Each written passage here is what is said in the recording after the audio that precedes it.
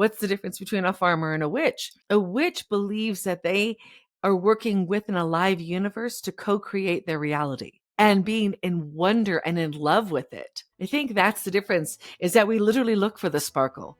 You know how it is when you look for happy people? I think I'm a witch. I think I'm a witch.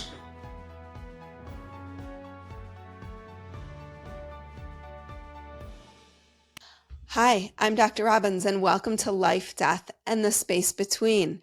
I have my first witch on the podcast today, which I'm very excited about. I've gone aliens, and we've talked other dimensional beings, but never a witch. So I would just like to welcome Jamie Della. Jamie is a priestess, healer, and Chicana Witch, and the author of 9 books, most recently the Book of Spells, The Magic of Witchcraft. So today we're going to dive into what it means to be a witch. This feels like a little bit out of my comfort zone today. So I'm excited to speak with you, Jamie. Welcome. Thank you so much. You know, I was laughing when you said, oh, it's the first time I've had a witch. I'm like, well, that you know of. That's what I was thinking that people will have admitted, because it's a hard word to claim, witch, but I think witchy is a little easier. You know, the adjective, I'm doing a witchy thing, but taking it on as a noun or even a proper noun is a little bit harder because of the propaganda, not really because we're inherently bad people. We're just people who believe in our own supernatural powers and our own ability to connect with nature and manifest. And I feel like, for the longest time, witchcraft was called the nameless arts, because you can't always put a box around that level of spirituality, and that you feel that deep connection with everything that's alive in the universe. So I feel like a lot of people live that without knowing it, Yes, exactly. So you started to answer my first question, which was, what is sort of the origin of witch, this notion of being a witch? Obviously, the Salem witch trials got a lot of coverage, and that's certainly what I think of when I think of witches, or kind of the negative connotation of what it means to be a witch. But tell me more. Can you elaborate a little bit more around what it actually means? Because it sounds to me like maybe it needs a rebrand or something. Like, lots of people out there are doing lots of witchy things and calling themselves spiritual. Right. Because it's a present company included. Well, it's a big sword to fall on, to make that claim. But the word comes from the word witch, same as the word Wicca. They both come from the word wise. The other word is to bend or shape the unseen forces. So the example I always gave, because my first book came out in 2000, I had just had given birth to my second baby, and the way that I moved through the nausea and the pain of childbirth was by smelling the lemon rind, the zest of the lemon. That lemon straightened me up so that I was no longer nauseous. And when I was no longer nauseous, I was able to breathe through the pain. So that's bending an unseen force. The nausea is an unseen force. Learning how to do that. If there's a stomach cramp and you eat peppermint and you drink peppermint tea, if you have a wound, you chew on a plantain leaf and stick it on your wound. That is bending or shaping the unseen forces. And the wisdom comes from living seasonally. So, for example, we find nature as a guide or a teacher. So in fall, we learn to let go of what doesn't serve us, let go of the stories, let go of bad habits, because we need to be lean going into winter. In winter, we rest. We integrate what has happened throughout the year. We make plans for a new year. In spring, we give birth, and in summer, we bloom. So if those are kind of the guiding points of our lifestyle, that's why we have 8 holidays called the Wheel of the Year, or the Mandala of Nature, because each of those holidays, the equinoxes, the solstice, planting and harvesting, those are moments of meditation, because they each offer a lesson. So for example, we're in fall, right? We're at this time, we're filming this. It's going to be coming out around fall. So it's that letting go. And so the first time I ever heard that was, I was speaking with a counselor, before you get married, where you're like, talk some things out. And she told me I really had to let go of the image that I had, that I wanted my husband to be. You know, where you think, oh, they're going to grow into this. Kind of like you buy a tight pair of jeans that are too tight. Oh, one of these days I'll fit into these. It never works, right? Right. Or you don't get Yeah, rid or of you them. don't get rid of them. And so in any case, so she said, you have to let go, that he has to show up how you want him to. And I said, you mean like when you're on the monkey bars and you have to push off, let go? Like really let go? She's like, yes, you have to let go of that. I was like, oh, that's a lot of let go. Yeah. And that's what it means to be a witch, is that you follow these seasons. And the other thing is, I mean, a farmer follows the season, right? What's the difference between a farmer and a witch? A witch believes that they are working with an alive universe to co-create their reality. And that anything that we assign as magical is magical. So scissors, can be an everyday tool that we use to cut cords with somebody. And it doesn't mean that you're getting rid of them for your entire life, but you're changing maybe the dynamic of the way things are right now. So utilizing a spoon when we stirring clockwise, our soups or whatever it is, adding intention and magic and the belief of this possibility of miracles happening as a regular occurrence, and being in wonder and in love with it. I think that's the difference, is that we literally look for the sparkle. You know how it is when you look for happy people? I think I'm a witch. I think I'm a witch. That's what I mean to say. But whether you choose to take that word on, it's kind of no different than, in my opinion, than when we women were fighting for the vote.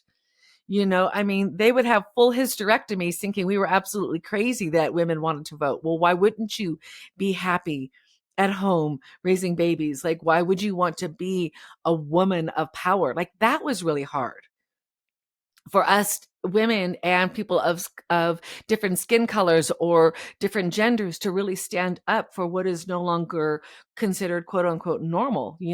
Normal is just a setting on the washing machine, right? Nobody's normal. We're all our variation. And so whether you choose to take, and that's a setting I never use. Not even my clothes are normal. Yeah. So for me, that origin of witch is really someone who wants to see the magic in every day. And if you don't call yourself that, magic maker is kind of another word, or a spiritual person, because there is so much negative propaganda, which came about because we're basically taking our power back. We're taking our power to heal ourselves emotionally, physically, mentally. We don't, buy into the consumer consumption that you need to have. I mean, you'll see a lot of different things where there's crystals and herbs and other little magical trinkets, wands and whatnot. For the longest time, I just used 2 fingers to point when I wanted to draw a magical circle or create a welcome invocation for one of the elements. You don't need these things because all the magic lives in you. For me, there's the 4 elements. The air is our breath. Fire is our digestive fire, our energy there. And the water is our blood. Our body is the earth. We live, all the elements live in us. The magic is already within. It's just a matter of believing you can do it. Believing that when a feather floats down, it really is a message for you to light up. Or if you ever have your earrings choose you, you're looking maybe all your jewelry and you're like, oh, the amethyst, I need to wear the amethyst for some reason today. Well, was that you reaching out to the amethyst, or is that the amethyst reaching out to you? Because the crystals, the herbs, they all have a consciousness. And for humans to be more connected to our impact and the other alive beings, it only benefits everybody, from the pine tree. I feel like I need to dig into the history of witches a little bit. So explain to me where things kind of went south for witches, and what happened that witches got such kind of like a bad rap, or a bad name, that they were right. I believe stirring a cauldron with a black hat with a negative intention. Right. So Yes. Yes. I believe I know there's witchy historians who will tell you the exact date, that this happened and this conference happened and this thing happened. Um, but it's really the onset of Western medicine is one of, or just medicine in general, and having to go to doctors versus the village Okay. midwife. That we would call them a witch as a way of ostracizing them because they had power. Everybody else felt powerless. And they were welcoming in centuries ago the power that we're still struggling with of taking hold of, right? But there's more of us now who know that food is medicine, that everything we put in our body has the potential to help or hurt us. And that we really can communicate with our grandparents is usually the easier one, to speak with our grandparents who have crossed over to the other side, and look at a picture of them and say, what would you do in this instance, or whatever it is. There's so many ways where this magic is unfolded into our lives. We just don't see it.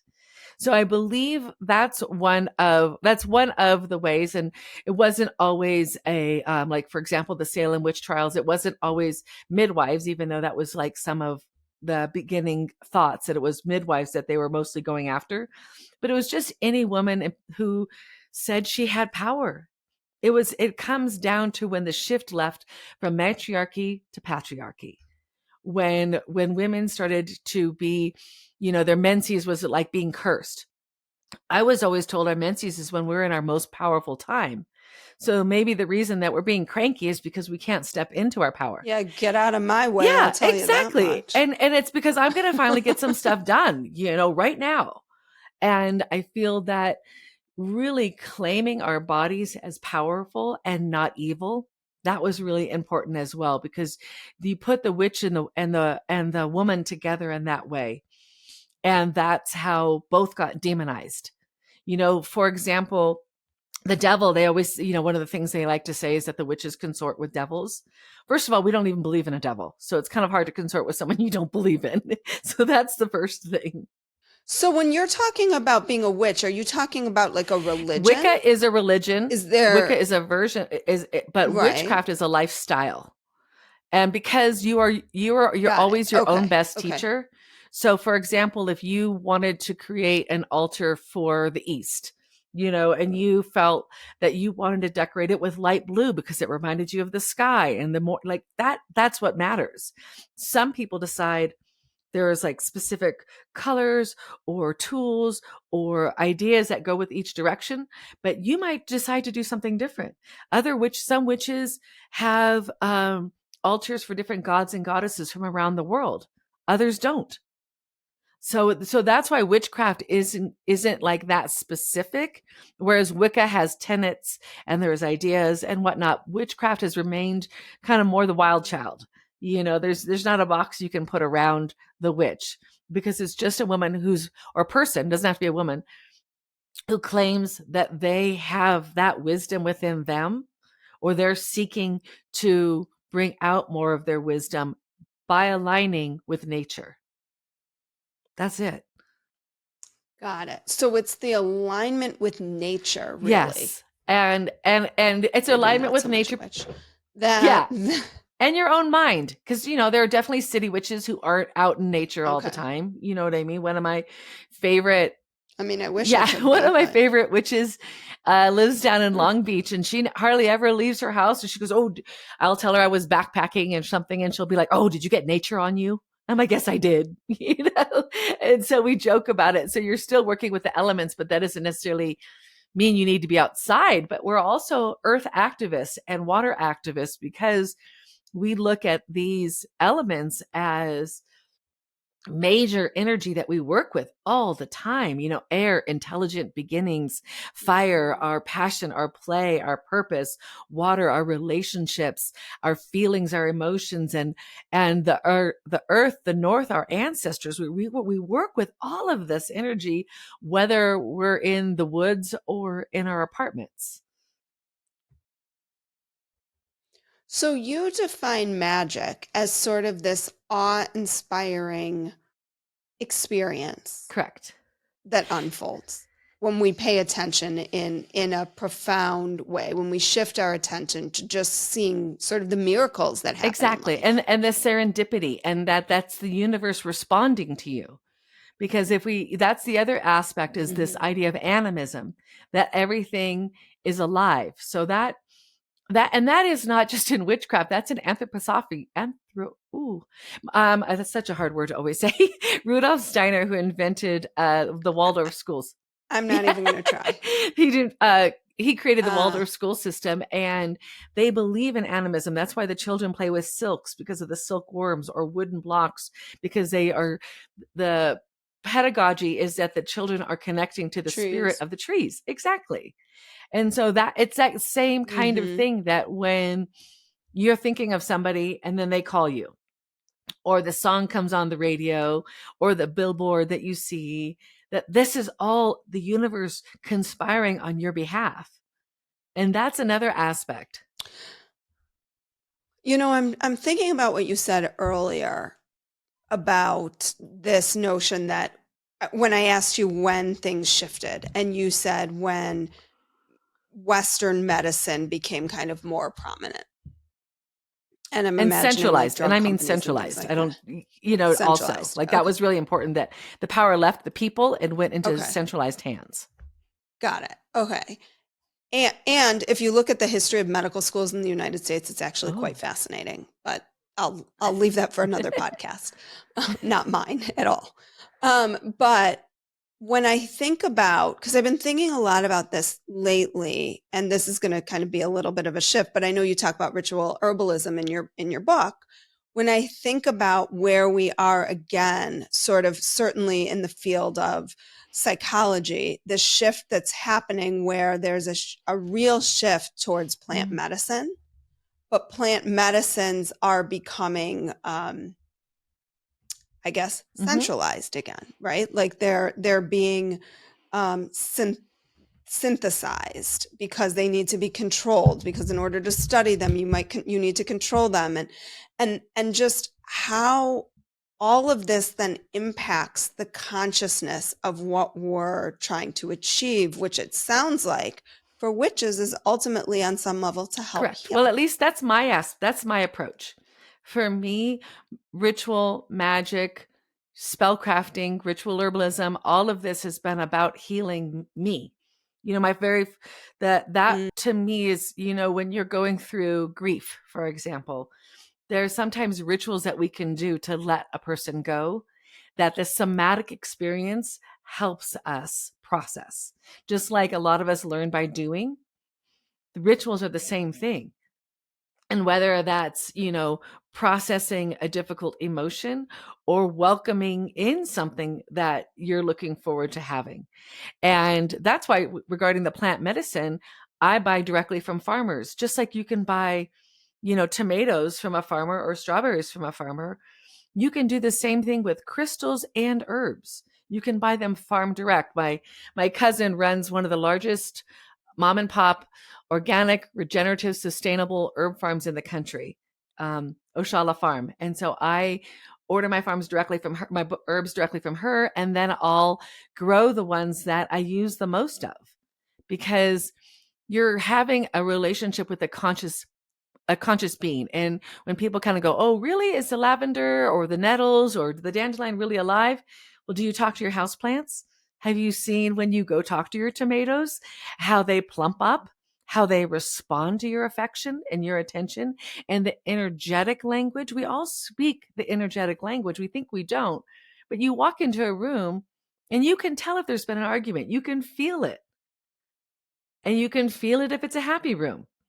So we can read energy. We just don't give ourselves the credit for it, And so you think, well, I can't talk to my lavender. That's just weird. It's like, but you were talking to your tomato, you're talking to the inside plant. Why not? Or if you're taking that lavender essential oil, to take a moment to see it growing, reaching for the sun, its beautiful purple flowers. This is the plant energy. This is the ally that you are working with to heal your body and to bring yourself back to wholeness, because that's basically what healing is just coming back to wholeness. And so the plant medicine's so lovely. Can you speak oh, can you speak a little bit more to some of the other, I guess, rituals that you practice or that witches in general Okay. practice? So it's usually the one of the things that is really becoming popular now is celebrating the new and the full moon. So one of the practices that Yeah, oh yeah. There's a ceremony on every I corner these know, days, it feels it's so like. funny because Like it's going to be like the next yoga studio. Like there's going to be like new moon, full I moon know, studios popping up left and I right, I know. feel So like. that's one of the first ones, right? Because it's there. And then what you can do is you say, "Oh, the new moon is rising in this astrological sign and it means this." Because we just had a new moon in Virgo, for example, and Virgo is about organization and analyzing and getting things done. So, I mean, I know a lot of people who cleaned their houses last weekend, because you're just feeling that energy. And to me, that energy is like stepping into a river that already has a current going one way. You can go upriver and fight it, or you Okay. could flow with that energy, which is the new moon or the full moon. So that's definitely one. Putting out water. What's the is there a difference between a new moon and a full moon? The new moon is where we don't see it. So it's between the moon is actually between us and the sun. So we don't see its reflection. So when it's on the when it spins around us and it's on Got the it. other side, that's when we see the full moon. So the new moon experience is like beginnings, fresh slate, what a fresh slate. I meant like a clean slate, that kind of a thing. What do you want Mm-hmm. to grow? A fresh Fresh start. start. Yes, Yeah. thank you. What do you want to grow? What's your deepest, quietest kind of, like, from your inner heart, the dark part of yourselves that maybe you don't acknowledge often enough, something that where you need that energy. And then the full moon is really about the expression, the full expression of who you are. And really, again, like almost like summertime, where you're blooming into that fullest expression. And the moon is a very intimate, it just like with the earth, it pulls on the tides, it pulls on our emotions, it pulls on our energy too. So that's one of the easier ways, I think, to tap into a witchcraft practice, is just by noticing the new and the full moon. And if you feel any different, and just see if it's subtle differences. It's not going to be, getting hit by a cosmic 2x4. It's the subtleties, it's the nuances, it's the relationships. And then, maybe having a seasonal altar, an altar where you take a walk and you collect the fall items or the winter items or the summer and the spring, and recognizing that what these seasons represent, because this again is that collective consciousness is already moving in a certain direction. What would happen if you tapped into it? What would happen if you went with that flow of nature? And how does your life maybe become a lot more magical, but also a little, maybe even some more meaning to some things? When you really tap into those connections and you see them for what they are, versus like, it was nothing. My best friend showed up when I was crying on the floor, but it meant nothing. There's no magic in that. Like, of course there is. The books that So we sort of dismiss those meaningful coincidences as just correct. coincidences, and we don't notice the synchronicity and the magic Yeah. in And them. I feel like the more we look for that, the more you'll find it. Just like the more if you look for happy people, you'll find happy people. If you think the world is full of a-holes, you're going to find a whole bunch of a-holes. you know but if you look for the magic, Right, right. And then you talk about like law of attraction in that and way. I and you attract that. But I feel like it's always a two-way street. It's not like we just attract it. Or if you were able to get a killer parking spot, you don't come back and go, oh, I manifested that. It's like the universe conspired with you. You're working in conjunction with the universe. So you are never alone as a witch, because you are completely and always surrounded by energy that is. And that's the other thing, it's a benevolent energy. It's not an energy that's out to get you. It's an energy that is conspiring in your favor. And that's really important, I think. Okay, so we have like the moon ceremonies and also these seasonal altars. And it sounds like one of the things you also talk about in your book is these Hmm. circles. Can you explain the circles a little bit for me? Circles, magical circles are when a collection of magic makers, witches, Wiccans, people who believe that they can create energy, um, and build energy and send it for a specific purpose will get together for either the pagan sabbats, which are the 8 holidays throughout the year, or typically when we would gather together, and sometimes a full or a new moon, so you're getting together quite often. And it's essentially the idea that you stand in a circle and you create a sacred space so that where you are standing, you hold that energy as the boundary. The circle is the boundary. And you imagine this cone of power. So maybe I usually tell people to envision a star above you that you might see that power, that energy going up to, and then it becomes like this, almost like drapes around it, like this special space within wherever you are, that it's basically focused work. So you welcome in the 4 directions. You might welcome in the Mother Earth and Father Sky and your own individual spirit.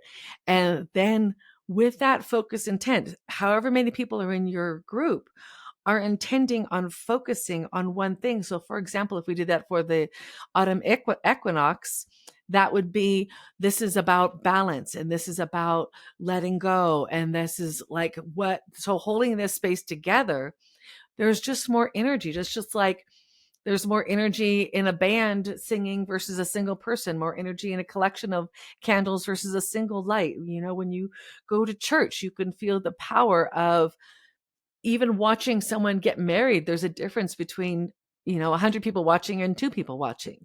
So all that collective focus is what happens in a circle. So everybody's energy is benefiting everybody else's. Together it's stronger, and yet we can all take from it in a way that doesn't deplete it. Just like lighting another candle doesn't take the light out, it just has it grow. So that's why magical circles happen, because of that power, that we are stronger together. 3 sticks can't be easily broken as one can, in the same way. So it's the same thing that happens with circle. And then after you do this welcoming and this visualization of this protection, then you do what's called the work, which is this focus of what does it mean to let go. So sometimes a bowl burning ceremony is another really big thing right now, right? So you would write down what you're willing to let go. Oh, A a bowl what? burning ceremony. Oh, a Hmm. bowl burning. So you Yeah, write yeah, down yeah. what you want to be rid of and you toss it, into a fire. What we used to do, is we would do that into like a bowl that was fireproof, and take those ashes and feed those to a rose bush, so that you have this continuity, Mm. that things keep helping each other. Those roses love ashes. And if you giving up this is what I want to be released Mm. from. I want to be free from this, and I'm going to take the result of that.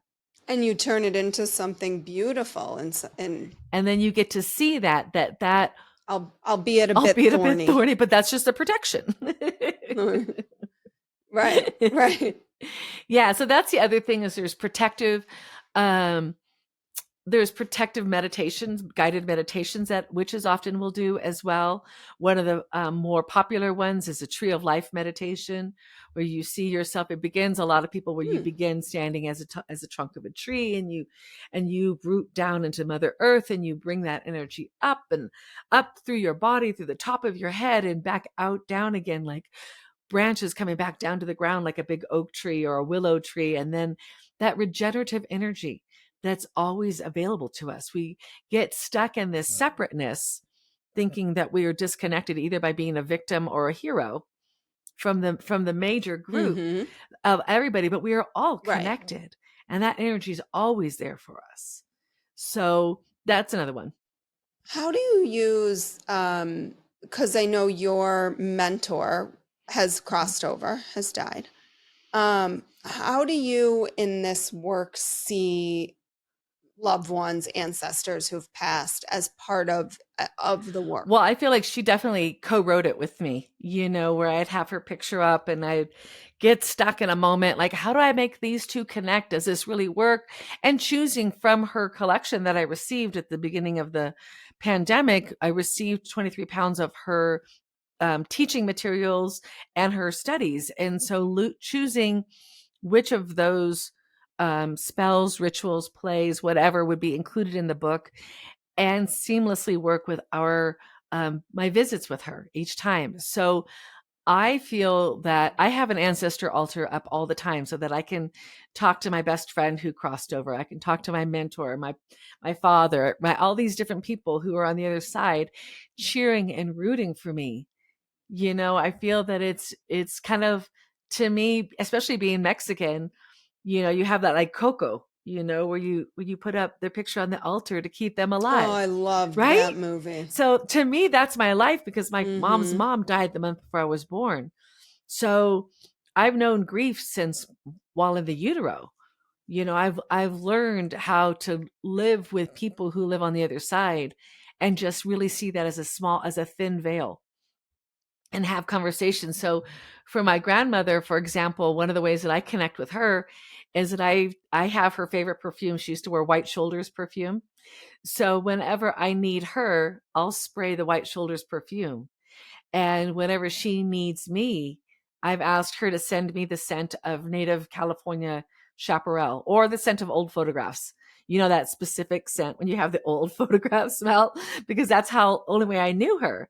So I said, if you have a message for me, send me this scent and I'll pay attention. And when I need your comfort, I'm going to spray this perfume that was yours. And hopefully, and the reason I work with scent is because our sense of smell is connected to our memory and connected to like the older part of our brain. Right. And so Right. to me, it makes sense to work with that particular scent and sensibility, right? Because it is memory, because it does go back so far. And so there are so many different ways to stay connected to our ancestors, and an ancestor altar is one where you can see pictures of them. Or like my father who is gone, he loved Coca-Cola. So I have a Coca-Cola bottle up on my altar with the little tag that came with his, when he was cremated, that has a little, the little tag on that. And so there's symbols, we give symbols meaning. So one of my favorite examples of that is in It's a Wonderful Life, where there's a housewarming and she says, this salt so you'll always know flavor, this bread so you'll never know hunger, this wine so you'll always know joy and prosperity. Well, that's a spell. We don't call it that, but that's no different, because all those things represent something that you are blessing somebody with. And 3 is a magical number. So is that what a Yeah, spell is? It's just a blessing? it depends. A spell is to speak your word. So when you spell something, you're spelling out to the universe what you want. So it doesn't have to be a blessing. Maybe you don't, but I believe in the threefold law that whatever you do comes back to you 3 times on whatever level, maybe 3 different times, maybe mind, body, spirit, whatever. So I don't send out negative energy that I don't want to get back, and that's the truth for anybody. It doesn't matter what your religion is. Right. Right. And like when someone asked me one time, my second book was called The Teen Spell Book. And someone asked, well, does this mean my daughter's going to cast spells on me? And my question was, do you deserve it? Like, I don't know. What's your relationship with your daughter? Because a spell book doesn't change it. She could be casting spells on Already. you already. And all that is sending you negative isn't... energy. Teenagers send negative energy. We just do, because there's a lot going on in our bodies and a lot that's happening, and we're scared and confused, and we need allies as we're making that transition. And that's what that first book was about. I went through my teen diaries and let go of everything that I wrote visualizations and meditations and spells and rituals to be released of things that I was still carrying on. When it happened, I was in my late 20s and I just didn't want to go through the rest of my life still not trusting girlfriends because I had crappy ones in high school or something. Like, that's not something you want to keep going on with. And if you do a ritual where you let it go, your body is like, oh, we're done with this. And your mind can get to go, oh, okay, I can attract something different this time. Well, Jamie, this was fascinating. You dispelled so many, I hope so many beliefs that people have about really the word witch, the association to it. And I think shifted certainly how I think about this, but also how we as a society are kind of saying that we are spiritual, but we're witches. Yeah. And it's Lots of lots of witches out witches there. out there. I know a You lot of know, witches. that's what I'm saying. When you're like, I've never had a witch. I'm like, maybe they just didn't call themselves that, because it's too hard of a word to claim. Just, and and I'll say it. It's just like when people came out of the closet about being gay. A lot of people stay in the broom closet, afraid to tell people what they are, afraid that they'll be judged at work, or their kids will be judged, or I had a friend who was a brownie troop leader until her community found out she was a witch. So there's a lot of propaganda, a lot of problems still. I've had books banned. I mean, it's not easy. It's not an easy life if you're going to be a public Right. witch. I'm sure there will be plenty of people who comment on this post about it. You're like, but Jamie, yeah, whatever is what it is.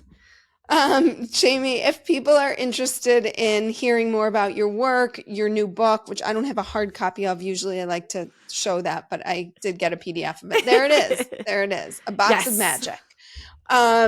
Tell everybody where they can find more about you, your work. Thank everything. you. My name is Jamie Della, JamieDella.com. You can find me there. You can find me Jamie Della Writes on Instagram, TikTok, Facebook. I have a newsletter that goes out on the new and the full moon. And as you mentioned, I have a new book coming out, A Box of Magic, a guided journey to crafting a magical life through witchcraft, ritual herbalism, and spell crafting. And this book includes memoir, which I think is really good for people who are just getting used to this idea of witches around us. Hearing the stories of someone at the time when I met my mentor, I had 2 books already published. And yet I needed to know how to apply the magic to my everyday life, to anxiety, to getting your kids in the right kindergarten or whatever it was that I needed to work on at that time, and really learning how to apply magic and ritual in a way that makes your life more fulfilling and definitely more magical. So thanks so much for having me on today. I really appreciate it. Like what you heard today and want to hear more? Wondering what comes next and what it all means? Head over to Apple Podcast, Spotify, Stitcher, Google Play, or anywhere you get your podcasts and hit subscribe. Also, if you could take a minute to rate and review my podcast, I would really appreciate it. Stay tuned as we continue to explore life, death, and the space between.